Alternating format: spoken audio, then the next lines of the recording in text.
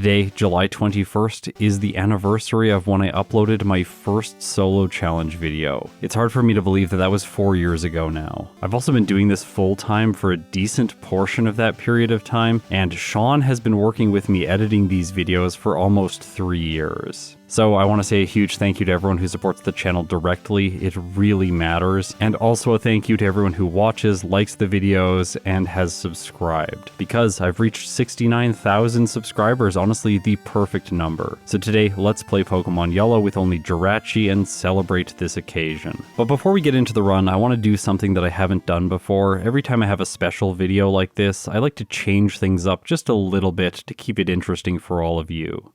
I felt like since this one's a backport, it might be fun to go through the process and show you how I add new Pokemon to the game. So here is how I do it. The first step is always creating a front and a back sprite. Now, the front sprite isn't necessarily needed. I could just skip the portion of the game where Oak catches a Pokemon and use a generic Generation 1 sprite, but I always find it fun to try and test my artistic limits and see if it's possible for me to make a decent Generation 1 sprite. To do this, I usually use the Generation 3 sprites. I downscale them in Photoshop, which causes a lot of weird blending because it really does not like to resize sprites that are this small. For example, in Generation 3, the Jirachi sprite is 64 pixels by 64 pixels. But in Generation 1, I don't have as much space to work with. I only have 56 pixels by 56 pixels. The process is essentially tracing, where I downscale the sprite to see what Photoshop spits out, and then I trace over all of the pixels that I can to try and get the best possible outline and defined features. Note, for Generation 1 sprites, you can only use 2 different colors, black and white. Once I have my basic outline complete, then I try to shade in different areas and also reduce some of the outline to the darker colors or the lighter colors to give the sprite a sense that it's being lit by some light source. There's also some cases where I don't have as many colors as I might like to have in the ideal situation, so I'm going to try some crosshatch shading where I'm using sort of a grid pixel pattern to create a darker color, but not quite as dark as if I used that color exclusively for that area of the sprite. Eventually I came up with something I was happy with for Jirachi, so here's the final result, and the process to make this front sprite took about 24 minutes. Back sprites, on the other hand, are actually much more difficult in Generation 1 because you have very few pixels to work with. The back sprite from Generation 3 is 64 by 64, but in Generation 1 you have half of this space, 32 pixels by 32 pixels. And not all of that space is useful because the game on the right hand side of the screen needs a 4 pixel border, and on the bottom of the screen it also needs a 4 pixel border. Because that's unusable space, I have to work with whatever's left to me. Hopefully here you can see that the downscaling has really caused the sprite to be distorted to the point where it really isn't looking like Jirachi anymore, and I need to do some serious work to try and fix it and make it look at least decent. I was really not happy with how this back sprite was turning out until the very last step where I tried to break up the borders with some of the lighter colors. This ended up making the sprite look a lot more 3D, and it's a result that I'm really happy with. Next, I have to open up VS Code to add Jirachi's information to the game. I'm doing this by modifying the disassembly of the game and simply adding a new species after Victory Bell, which is the last index number on the cartridge. There are a bunch of different files that I have to modify in order to do this. It's a whole bunch of linking variables together and defining various pieces of data throughout the code. In Generation 1, all of this stuff is not stored together in one nice little neat package, so it involves a lot of moving around to different places and sometimes missing stuff and having to go back and add it in later. To make these backports as fast as possible, I have since simplified this process, turning everything into one backport macro file, which then goes and replaces various areas of the code so that all I have to do is edit a single file in order to add a Pokemon into the game. For example, here is footage of me adding Tyranitar to the game while teaching Exceptional how to do these backports. It really doesn't take very long, especially since we've already compiled a bunch of data objects that have the statistics that we need for the backport.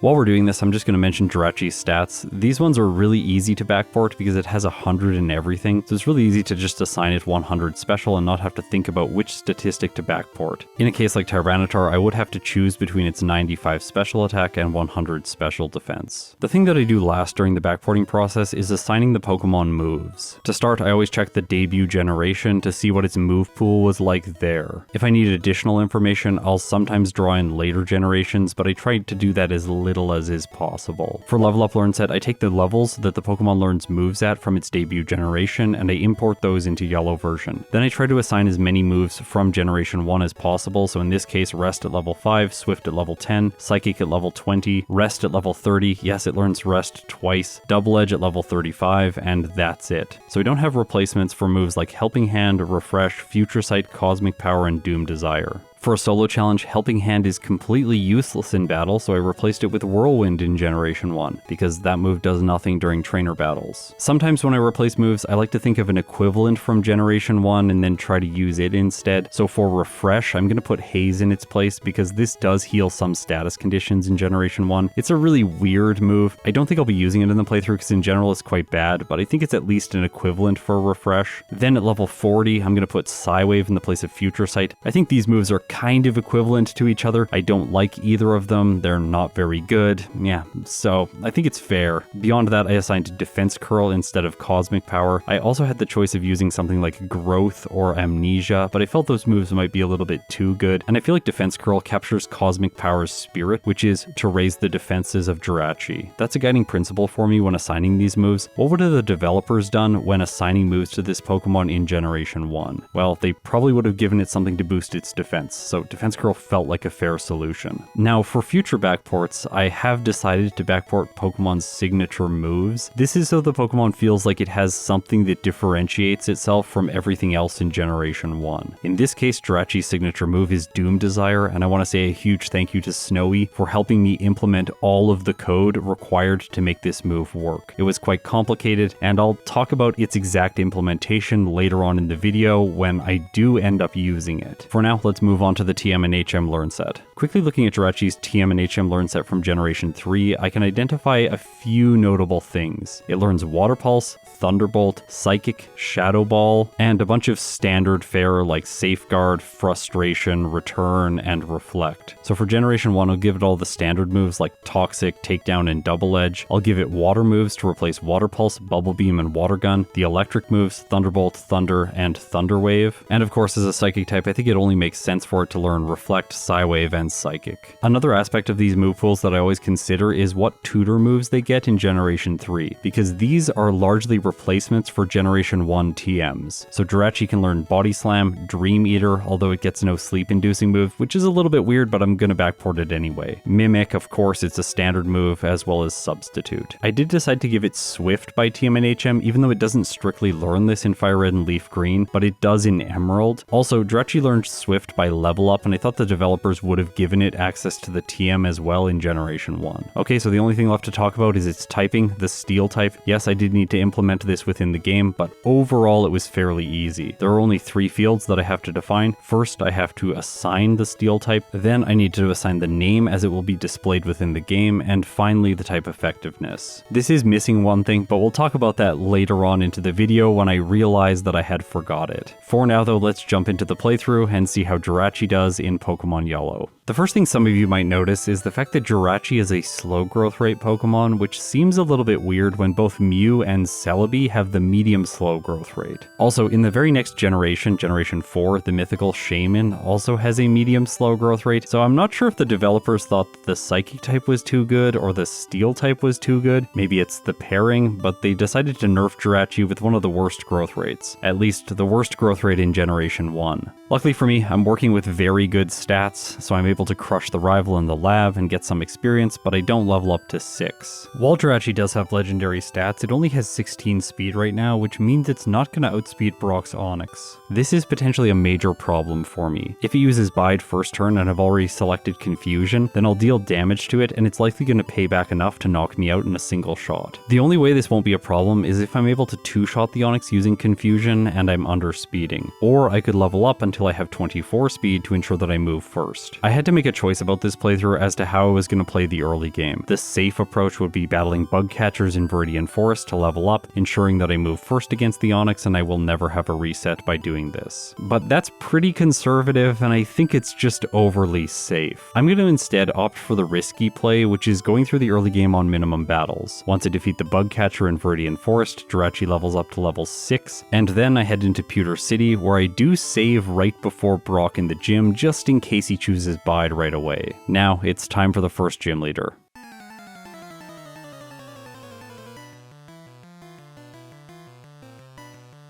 Geodude is first. My typing here means that I resist his normal type attacks, and I'm not going to take very much damage, so even though it does take 3 hits to knock out his first Pokemon, Jirachi is fine. That said, the Onix is also going to be a 3-hit, so I am exposed to some risk if it chooses Bide. There's also the potential risk of it spamming Bind over and over again after lowering my defense with a move like Screech. But in this case, it just goes for Tackle on the second turn, which is good for me. I miss a Confusion due to a Gen 1 miss, which is really bad luck. Onix uses Bind, annoying me, slowly draining Jirachi's health. It goes for a follow-up Screech, taking me to -4 defense, but from there it just chooses one more Tackle, and while it does decent damage, Confusion comes through, giving me a 3-shot, and Brock is defeated. Making it past him on minimum battles is really encouraging for the final time Jirachi is going to get. I also think I don't need to heal in Pewter City, which means I have not yet entered a Pokemon Center in this playthrough. I have enough uses of Confusion to move out onto Route 3, level up to 10, where I gain access to Swift. This way, even if I run out of PP, I'll still be able to make it through Route 3 all the way to the Pokemon Center just outside of Mount Moon. That said, I only needed to use Swift a single time before making it to the Pokemon Center, and then I heal for the first time in the run. Inside Mount Moon, I decided to diverge away from minimum battles, fighting a single optional trainer, the Super Nerd, with a Magnemite and a Voltorb.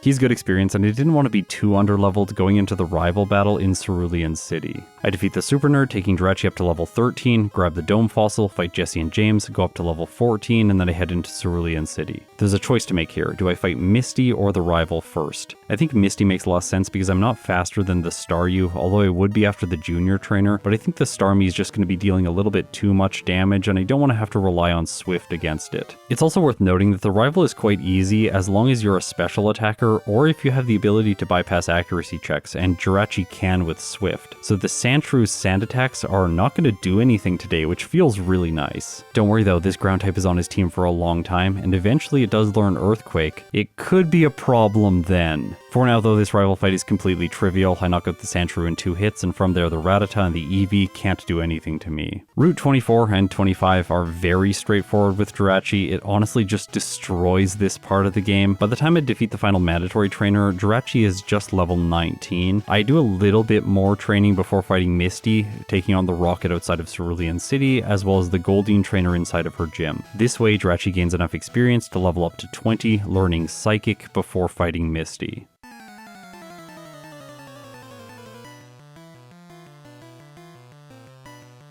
Staryu is first, I go for Psychic, and it doesn't one-shot. That is because Jirachi is underleveled due to its growth rate and the fact that I haven't been fighting many trainers. Still though, she just uses an X-Defend, doing no damage, and I knock out her lead. Next is Starmie, and I do think that Psychic is the correct choice here, even though it's resisted. It has the highest effective power and a 33% chance to lower the target's special stat. If that happens, then Bubble Beam and Water Gun are both going to deal less damage to me. After the Starmie hits me with Bubble Beam, which does a lot of damage due to a critical hit, Psychic does get a special drop, which is really convenient, although if the Starmie continues getting critical hits, I'm not going to be in a good position. However, with 100 base speed, Jirachi has a 19.53% chance to crit, so it gets one on the next turn, dealing a lot of damage. Starmie crits one more time with Water Gun, bringing me to orange health, and then my Psychic fails to get the knockout. Okay, this might be my first reset, things aren't looking good, and they get progressively worse because the Starmie chooses Bubble Beam. It does a lot of damage, but not enough to knock out Jirachi, and because of that, Jirachi has won, and I have earned myself the second badge. All of Sandy's Pokemon are one-shots, but I wouldn't have to worry about her anyway because I have access to Swift. With that fight over, I teach Bubble Beam in the place of Confusion and then head on to the SS Anne. I spent some extra time picking up Rest because it could be useful in the late game, but I'd really like to be able to complete this playthrough without having to use the healing move. I also defeat one optional youngster to grab the Body Slam TM because it's a good replacement for Swift. I don't really need to bypass accuracy checks. Because I'm a slow growth rate Pokemon, I'm going to invest extra time fighting the Gentleman to get access to the rare candy, and then I go up against the rival, who is very easy in this instance. Let's just go straight to Surge.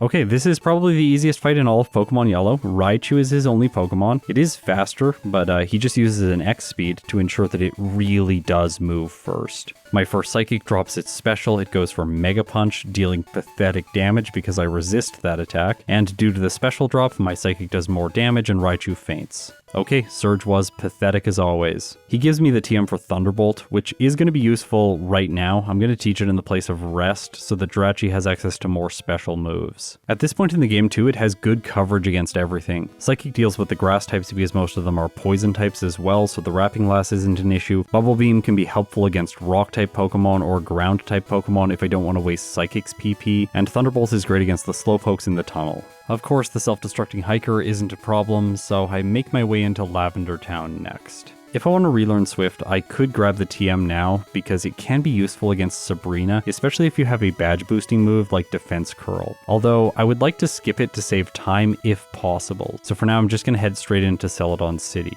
With the slow growth rate, I think it makes most sense to explore the hideout to grab one additional rare candy. In the department store, I have to choose which vitamins to buy for Jirachi, and I think in this case I'm going to be running a special set throughout the entire game. Note that Doom Desire deals physical damage like it does in Generation 3. In Generation 4, it was changed to use your Pokemon's special stat, but it also isn't impacted by type effectiveness, meaning its power is capped at 120, which is really not very good for a move that takes multiple turns to deal damage. I think raising special just makes the most sense overall. I'm going to deal more damage with moves like Psychic, Thunderbolt, and Bubble Beam, and I will take less damage from specifically fire type moves, which could be problematic when I have to face Blaine. But there is a long way to go before I get there. The rival in Pokemon Tower is next. With Jirachi's coverage, this fight is not difficult. There's only some delays where I don't one-shot the Magnemite, and the Eevee also takes 2 turns to knock out. Heading up the tower, there are 3 mandatory Chandlers, but all of them are simple because I have access to Psychic. I dispatch Jesse and James, earn myself the Pokeflute, and then head to Cycling Road. In the grass here, there's a hidden rare candy. Just a little tip for navigating to get it more easily: if you hold B, your bike will have its brake applied, and you'll only move when you press the D-pad. This is something I didn't know about until only a couple years ago when someone mentioned it to me in the comments. Anyway, getting back to the rare candies, I wanted to mention that there are 10 available before I fight Blaine, and then 1 more in Victory Road. If you really think you need more levels, you can also go to the power plant, but it costs about 45 seconds, and I want to avoid doing that if possible. Instead, fighting trainers along the way is going to be a little bit more efficient, plus I gain stat experience. With Jirachi, I only do 1 optional battle here, fighting the biker who has 5 Pokemon. The Safari Zone's next. I pick up the Carbos, the Protein, and then grab Surf. With the vitamins fed to Jirachi, I head back to Celadon City, cut through the tree in the center of Erica's gym, and fight the Grass-type specialist. Tangle is first, and even though it gets a critical hit with Mega Drain, Psychic still has enough damage to 2-shot. From there, I am super effective against the Weepinbell and the Gloom, so it's a simple fight. Now I need to make a choice. Do I want to fight Koga next to gain access to Surf outside of battle, or do I explore Sylph to do some extra training? I don't think Jirachi's going to be able to make it by the rival at this level, so since I do choose Sylph, I will have to either do training or use rare candies. Because of where my experience bar was, I decided to do some additional training, not wanting to waste experience. I just barely don't level up 2 times, so I continue my training until Jirachi reaches level 35. Now its experience bar is very low, and I feel comfortable using rare candies. That said, since it's a legendary, I wanted to see if I could defeat the rival without using them this early, because if I do use them now, I might run into serious problems later on being underleveled.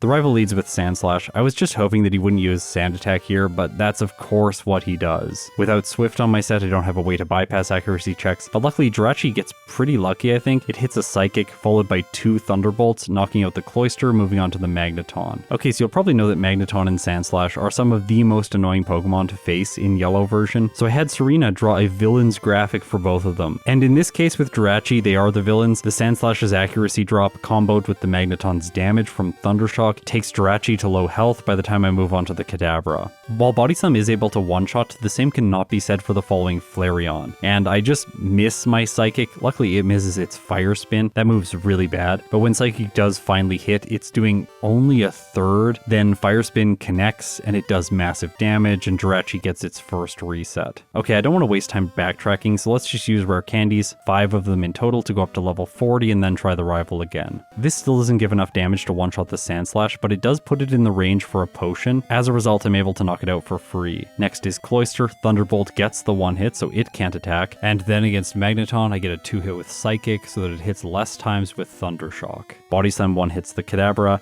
and then 2 hits the following Flareon. With how easily that went compared to the previous fight, I think that 5 levels might have been too many. I could have probably got away with only using 3 rare candies. Giovanni and Sylph is a simple sweep, leaving Jirachi at level 42. I decided not to go and fight Sabrina because I'm slower than her Kadabra and Alakazam. Instead, I'm going to take on Koga next. In Koga's gym, there are 2 tamers that have exceptional experience yields, and I'm going to fight them now just so I don't reach the end game being under-leveled. Defeating the mandatory juggler leaves me just under level 44, and this should be enough for Koga because I'm faster than the Venomoth already.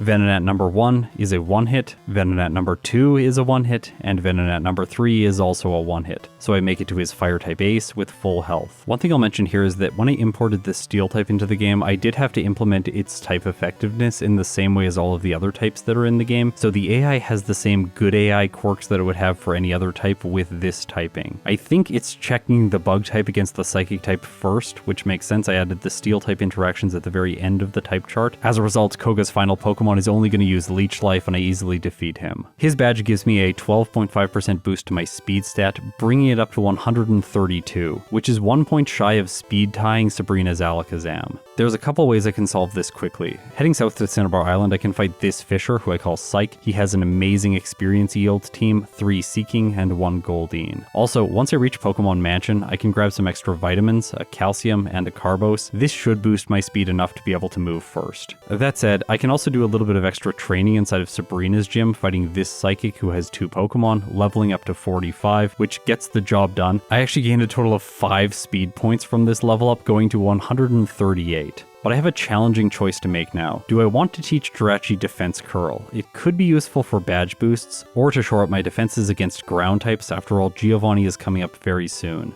Over the years, I have learned to play less and less defensively, and today I'm going to lean into that, going with an aggressive set, saying no to Defense Curl. This means, because there is no move reminder, that I am not going to have badge boosts on the table for the rest of the run. Okay, now it's time for Sabrina. Without Defense Curl or Swift, I'm going to have to rely on Body Slam for this fight. It one-shots the Abra and almost one-shots the Kadabra, but it just uses Psywave, dealing pathetic damage. Alakazam is last, but it has no moves that are good against me. In this case, I actually think that Psywave would be the best choice, because if it deals a lot of damage, bypassing my typing, which doubly resists Psychic-type moves. That said, the Alakazam doesn't choose it, and I two-shot with Body Slam. With Sabrina defeated, I now have to face Blaine, and I'm really not looking forward to this. At least I am faster than all of his fire types. I could have done extra training inside of his gym, but I decided against it, so let's see how the fire type specialist goes.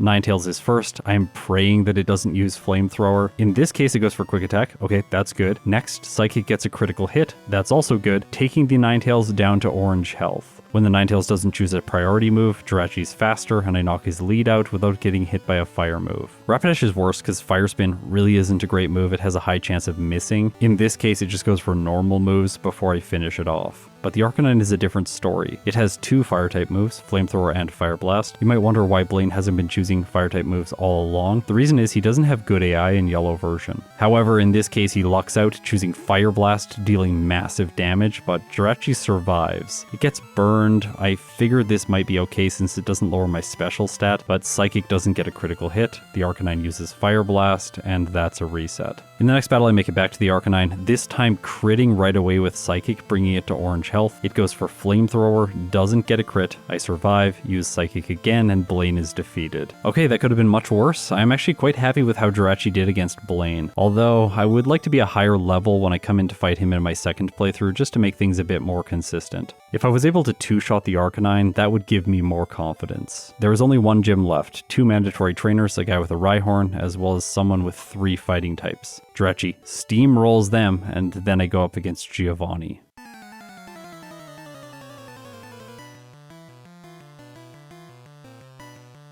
Because of my speed stat, I move first against the Dugtrio, but I am not able to one-hit. As a result, it's going to attack with either Dig, Fissure, or Earthquake. In this case, the first of those moves, I have nothing to do on the turn when it's underground, so I just have to waste a turn, take some damage, survive, and knock it out. Persian's next, it sets up Double Team. Luckily, Psychic doesn't miss, and I move on to the Nidoqueen. Now here, I really do want to draw your attention to the fact that I crit. I did not have a guaranteed one-hit on the Nidoqueen, only about a 45% chance to knock it out. And the same is true against the Nidoking, but I roll good damage here, finishing it in one turn as well. That could have been much worse, because they both were probably going to prioritize Earthquake. Last is Rhydon. I've saved Bubble Beam just for this thing, and with 4 times damage, I knock it out in a single hit. Okay, there's one more rival battle left before the league, and this is the last time his Sandslash is going to be bad. In this case, it chooses Poison Stink against me, which obviously does nothing, and then I knock it out. You're probably wondering here why it didn't just choose a move that was not very effective. Isn't that what good AI is supposed to do? And the answer is no. When it sees that all of its moves are not very effective, or if they have no effect, then it will just start randomizing its selections, and in this case it chose Poison Sting. That's one of the fun things that these backports allow us to explore, other interactions that the game usually doesn't show us in regular playthroughs. Next is Execute. I was worried it was going to go for Stun Spore, but instead it just chooses Leech Seed. This is not a problem. Thunderbolt one-hits the Cloyster, Magneton's next, and then it paralyzes me with Thunder Wave. But I still have a lot of health, Kadabra can't do much damage to me, Body Slam one-hits it, and I make it to the Flareon. This is where things get really scary. It has Flamethrower, I'm slow now because my speed is cut, and I don't paralyze with Body Slam. If this was Generation 2 or later, the match would be over because the AI chooses its move based on damage calculations. But in this case, it's just going to randomize between Flamethrower or Fire Spin. So there is a slim chance that it goes for the worst fire type move and it misses, which is exactly what plays out. Jirachi is not paralyzed, and as a result, Body Slam hits and the rival is defeated. Okay, Jirachi truly did make my wish come true there. Inside Victory Road, I have to make a choice, and that is, do I battle optional trainers? And I decided with Jirachi against doing this. I thought that I could just make it to the league, and I didn't think I would have problems because Psychic is very good against the Hiker and Agatha, and Thunderbolt is good against Lorelei, who is up first. After that, I think that Lance should be manageable. I have Mimic in case I need to steal Ice Beam, and then the champion is last, who maybe I'll have problems because of the Sandslash. I'm not sure. I'm a legendary. I think I'm good. Let's go into the Elite Four.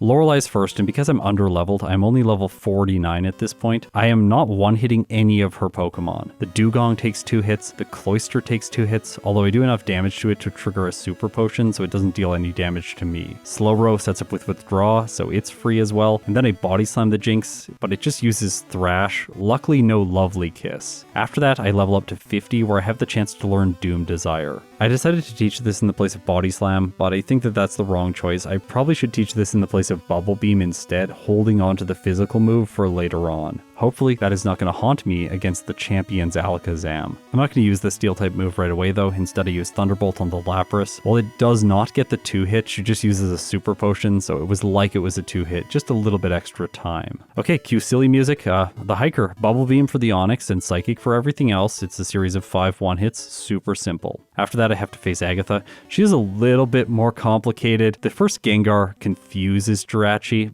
but other than that, what could possibly happen here? I'm a Steel type, so she can't poison me with Toxic. Well, actually, she can poison me with Toxic if I forgot to implement the code that prevents the status condition from being applied. This is an oversight that was made, and I never thought to check it. In this case, I was really worried that Toxic was going to give Jirachi a reset here, because if it does, then it's definitely impacted the results of this playthrough. Either way, there's a little bit of text scrolling time that is taking up additional frames, but I can look beyond that because I'm playing on 4 times speed. That is not the most statistically significant thing. Also, we're not ranking Jirachi based on its first playthrough results, so I will have to correct this code for the second playthrough. By the way, it's really easy. I only had to add 6 lines in total in order to do it. I just check both of the Pokemon's typing. If they're Steel, then I jump to the no effect portion of the code and the move will fail. I was lucky that Poison did not cause a reset here. I pull through the fight with Orange Health, defeating the final Gengar. We're so close to the end of the game, I think I should use my final 6 rare candies now to boost Jirachi up from level 52 to 58. That's over 3 damage rounding thresholds, but I don't think it's going to be enough to defeat Lance on its own. I'm also going to teach Mimic in the place of Bubble Beam, so I have access to Ice Beam. Beam. Okay, let's talk about Doom Desire. It's essentially a steel-type future sight that is Jirachi's signature move. On the turn it's selected, it does nothing, saying that Jirachi chose Doom Desire as its destiny. Honestly, I have to say it now, but this move is just metal all around. Then on the next turn, Doom Desire does nothing, and on the following turn after that, it will deal damage. This damage is calculated at the moment that Doom Desire is chosen in battle, so the first turn where I used it against Gyarados is when its damage was calculated. It uses Gyarados' defense and Jirachi's attack. I implemented this move in the way that it works in Generation 2. Future Sight has some quirks around how its execution is performed in those games, which are later changed in Generation 3. I always feel like backporting mechanics from the earliest generation that they were implemented in is the most flavorful and accurate way to do this. After all, Doom Desire in this effect wasn't in the game originally. The reason I'm using it here is I wanted to deal damage to the Dragonair to hopefully prevent it from paralyzing me, but then I just fumble clicking A slightly too fast, and instead of using Psychic, I used Thunderbolt. Either way, it used Thunder Wave. I was hoping it would go for Thunderbolt and then Doom Desire would knock it out, but it still comes through and gets the knockout for me. I'm just paralyzed now and I'm going to move slower for the rest of the fight. I steal the Dragonair's Ice Beam. That said, it doesn't really have something good that it can do to me. I move on to the Aerodactyl. It goes for Hyper Beam, dealing a decent amount of damage, and I finish it with Ice Beam. Okay, time for the Dragonite, and this is where things get really bad because it knows Fire Blast. And of course, it sees that it's super effective choosing it, but Lance's move just misses, and my Ice Beam connects, giving me the win. Once again, Jirachi is making my wishes come true. This is a really smooth playthrough. It definitely should have had more bumps. But now we have reached the final opponent in the game, and the two villainous Pokemon have reached their final forms. Let's see how the champion is.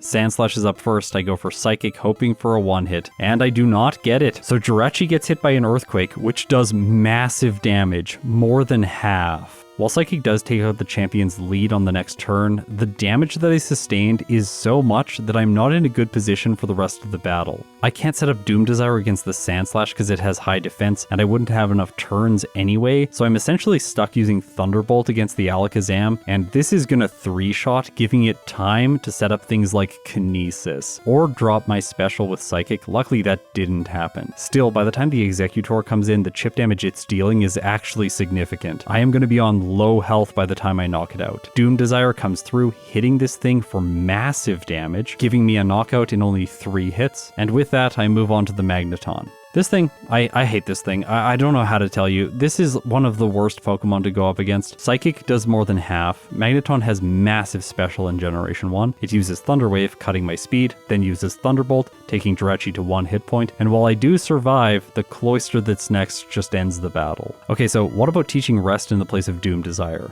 I get lucky at the beginning of the battle, critting the Sandslash, taking it down in a single turn. Then against the Alakazam, things fall apart. I get hit by Kinesis not once, but twice. So now I have a 50% chance to hit on every turn. I also have to rely on Psychic against the Executor, which is really slow. My first battle against the champion started around 43 minutes, and now that I'm using stalling strategies, things are going to take even longer. Also, the Alakazam did drop Jirachi's special, so that's not helping either. I make it to the Magneton, get a lucky critical hit, but then once again it just chooses Thunder Wave, hits with Thunderbolt, does massive damage, and while I knock it out, Cloyster comes in, uses Clamp. This gets a critical hit, and because of that, it deals the same damage every turn, and it only needs 3 to finish me off. This is not going well. I tried mimicking Earthquake so that I would have physical damage against the Alakazam, but this isn't going to work unless I crit the Sandslash, because it's just able to knock me out if it gets 2 attacks in. And because of the champion's good AI, he is always going to be using this ground type move. There's no chance for Poison Sting here. In the next battle, I get luckier despite 1 accuracy drop, but the Magneton just chooses Thunderbolt on the first turn, and that means I can finish it. Then my accuracy continues to not be a problem against the Cloyster, but last is Flareon, and I'm not going to one-hit. Plus, Psychic just misses, it chooses Flamethrower, and that's that. This was the moment where I realized that Defense Curl would really help here. Not only could I badge boost my stats, but I could also take less damage from Earthquakes and potentially use Rest at the beginning of the fight to max out my stats, ensuring that I would one-hit the Magneton as well as the Flareon. And if I take less damage from Earthquake on each turn, I also would have time to mimic Earthquake to use it against the Magneton and the Flareon. Oh, also the Alakazam, hitting that thing with Physical physical damage would just be much better. After reset number 8, I started to think about alternatives to my strategy because it's not really working out very well. I wanted to keep Doom Desire to make the Executor just a little bit faster to knock out, but I pair this move now with mimicking Recover from the Alakazam. This way, when I'm waiting for Doom Desire to deal its damage, I can be healing my health without going to sleep. The only downside to this strategy is that the Alakazam has an additional turn to hit you with Kinesis or lower your special with Psychic, but things are already bad, I had to do something. I defeat the Executor with near full health and move on to the Magneton. Okay, it has to use Thunderbolt. If it uses Thunder Wave, I think I just lose. It chooses the attacking move, and I knock it out with my second hit. Cloyster's next, I go for Recover, Healing, and then I use Thunderbolt to knock it out over 2 turns. I got a little bit lucky there because it missed Clamp, so I have full health for the Flareon. Psychic does less than half, and it chooses Fire Spin, hitting a total of 5 times, bringing me down under half health. I wanted it to miss a Fire Spin. I go for Recover, hoping that I'll get full health again and be able to attack, but instead it chooses Flamethrower, doing more than half, and I resigned myself to the fact that I just need to attack. I'm hoping for a critical hit here, but I don't get one. Flareon survives, and it attacks again, choosing Fire Spin, which misses, and as a result of that, Jirachi pulls through, defeating the champion. Although this final time is not what I wanted it to be. 50 minutes and 49 seconds with 8 resets at level 60, and a game time of 2 hours and 53 minutes. The champion was the most difficult battle in the entire run, so optimizing around that fight seems to make sense. The first thing I explored was what level would be required to make Psychic one-hit the Sandslash. At level 65, it gets a 71% chance, so it's decent, but this would require so much additional training in the mid-game, and I think Jirachi will bleed too much time taking this approach. Instead, I wanted to see if using Reflect to set up my defenses, then I could use Psychic to two-shot the Sandslash, and yes, this will work, although there's a chance, a very slim chance, for it to knock me out in 3 turns with Earthquake because its max damage range does 34% damage. Because of that damage range, unless I use Rest, I won't have time to mimic Earthquake and use it for the rest of the battle. Also, please do note in these damage charts, Doom Desire's damage is incorrectly calculated. It's thinking that it gets the same type attack bonus, but it doesn't. The third thing that I tested was level 63 to see if this would change things in the case that I also have Reflect on my set. I would put it in the place of Doom Desire, by the way. Going up to a higher level means that Earthquake's max damage range is 29%, which would not be able to 3-shot Jirachi unless it gets a critical hit. Also, the raw damage means that Psychic now has a 38% chance to one-hit the Sandslash, which is a bit of an improvement. The major improvements come against Magneton, Cloyster, and Flareon at this level. I have an 83.5% chance to knock out the Magneton with Earthquake, an 89.7% chance to knock out the Cloyster with Thunderbolt, and a 100% chance against the Flareon. Although, if I'm running Reflect, I will not have Rest, which means I'm probably going to lose to the Executor after taking damage from the Sandslash on multiple turns. Plus, Earthquake only has a 60.8% chance to knock out the Alakazam in a single hit, so it's probably going to deal some damage with Psychic and Psybeam. Okay, what about Defense Curl? Maybe with badge boosts, all of this becomes easier. And the answer is yes, it does, so let's get into my follow-up playthrough and see what results I was able to get with Jirachi. I played the early game the same way I did before, making one small change by picking up Water Gun in Mount Moon so I can battle this hiker instead of the Super Nerd. This battle is both faster and more experience. Having Water Gun also helps a little bit against Rival 2 because I can now use it against the Sandshrew for slightly more damage. Although this doesn't give me the one hit, if I get my accuracy lowered I can just use Swift. From there, fighting Rocketman and the Goldeen trainer gives me level 20, and that's enough to beat Misty. Note, I did not save in front of her, and yeah, I also don't save in front of Surge, because you think he's gonna be awful. But then in a follow-up playthrough, I ended up losing to him because he used Thunderbolt and got a critical hit. This is an embarrassing day whenever that happens. Don't worry, in my next playthrough I'm not gonna lose to him. But first, I do want to talk about some of the stuff that happens in the SSN. I'm picking up Rest, which is gonna be useful at the end of the game, but I'm not picking up Body Slam because the physical move doesn't really help Jirachi. There are a few niche scenarios where it does speed up the battles a tiny bit, but I don't think the time spent fighting the optional trainer, picking up the TM, and teaching it is worth it for like maybe 5 less turns throughout the entire playthrough. If you don't know this already, whenever you're doing a 4x speedrun, opening the menu is the biggest time waste out of everything. Avoiding menuing saves so much time, so that's why I think skipping this move is the correct choice. After successfully defeating Surge, I teach Thunderbolt, Thunderbolt and move on with the playthrough. The section of the game leading up to Celadon City is very simple for Jirachi. I still explore the hideout, but I think I could cut this from my run to save a little bit of time. Overall though, the extra rare candy does help out a little bit. In the department store I buy 5 calcium, and then I crush Pokemon Tower and head on to Cycling Road. This is where I'm going to add a little bit of extra training, a total of 3 trainers, so 2 more than my previous run. This guy with 2 fighting types, this guy with 2 wheezing and a coughing, and finally the biker that I faced last time.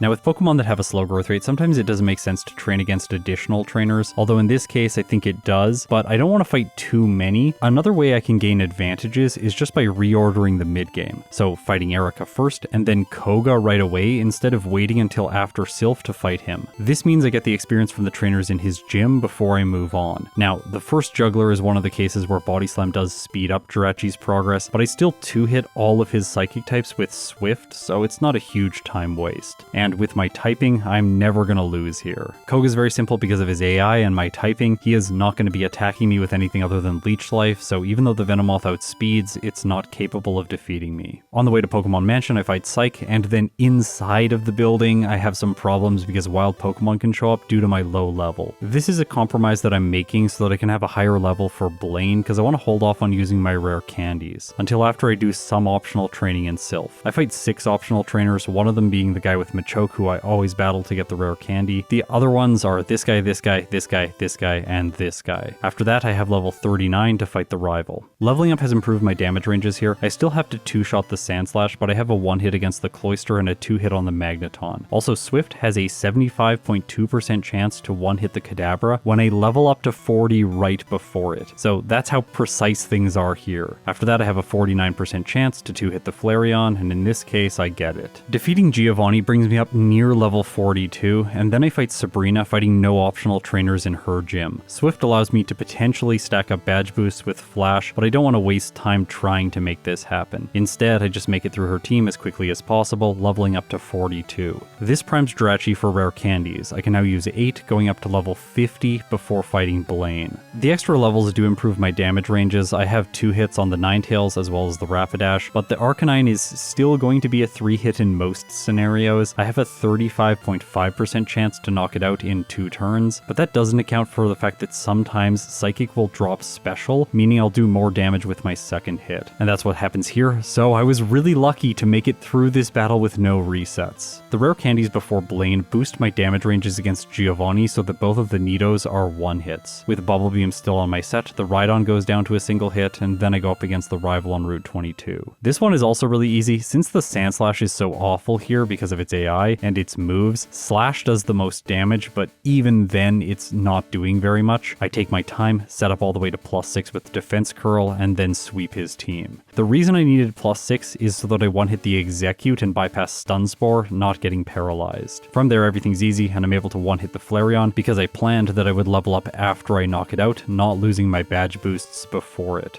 In Victory Road, no optional trainers, I just pick up the rare candy, and then I go up against Lorelei. For her, of course, Bubble Beam is useless, so I've replaced it with Mimic. This allows me to steal the Slowbro's Amnesia and set up to +4. By doing this, I am able to 1-hit the Jinx with Thunderbolt and 1-hit the Lapras, not exposing myself to any slowdowns because of Lovely Kiss or Confuse Ray. Okay, and from there I just spam Psychic against all of Agatha's Pokemon. Yeah, setting up here I considered for a little bit, like sometimes it's useful, but where I'm leveling up in the battle is not particularly convenient. I could rare candy once before her, but I didn't really want to do that. In the end, Jirachi just has what it needs if I attack. I 2-shot both of the Gengars and everything else is a 1-hit. Before Lance is where I use one of my final 3 rare candies. By leveling up, I can then establish Defense Curl 3 times, ensuring that I 1-hit the first Dragonair, dodging Thunder Wave successfully this time. From there I Mimic Ice Beam, hope that I don't have a speed drop from Bubble Beam, and finish off Lance's remaining Pokemon. Okay, so against the champion I used 2 rare candies, leveling up to 58. Now I'm not as high of a level as I was last time, but since I have Defense Curl, my strategy is much more refined. There is one way for me to lose though, and that's if the Sandslash gets a critical hit. My moveset is now Psychic, Mimic, Defense Curl, and Rest. I want to set up Defense Curls against the Sandslash so that I can one-shot it with Psychic, but I didn't have my damage ranges particularly well figured out here. I thought I needed 3 or 4 Defense Curls, but I was wrong. I only need 2. Sandslash crits once really quickly, quickly. Then I have 2 more long fights where I'm trying to use rest to squeeze in additional defense curls, and I get crit both times before being able to deal damage. Eventually though, I am going to get by the Sand Slash. I want to talk about what the correct strategy is here though. You only want to use defense curl twice, because then you have a good damage range against the Sand Slash. In this case, a 77.3% chance to knock it out with a single Psychic. And against Alakazam with 2 defense curls, I have a 97.9% chance to knock it out with Earthquake. Since the Executor spams Barrage and Stomp, you can use Rest and defense curl to max out your setup, ensuring that I one-hit the Magneton with Earthquake, the Cloyster with Psychic, this is why you need so many turns of setup, and finally the Flareon with Earthquake. Even with some small blunders at the end of the playthrough, Jirachi still gets an incredible final time. It clocks in at 43 minutes and 3 seconds, with 3 resets, 0 blackouts at level 59 with a game time of 2 hours and 44 minutes. Okay, let's bring up the tier list. Thank you to everyone who supports me on Patreon or through YouTube memberships. You allow me to do this. Okay, let's add in all the backported Pokemon to the tier list and examine some of their results before ranking Jirachi.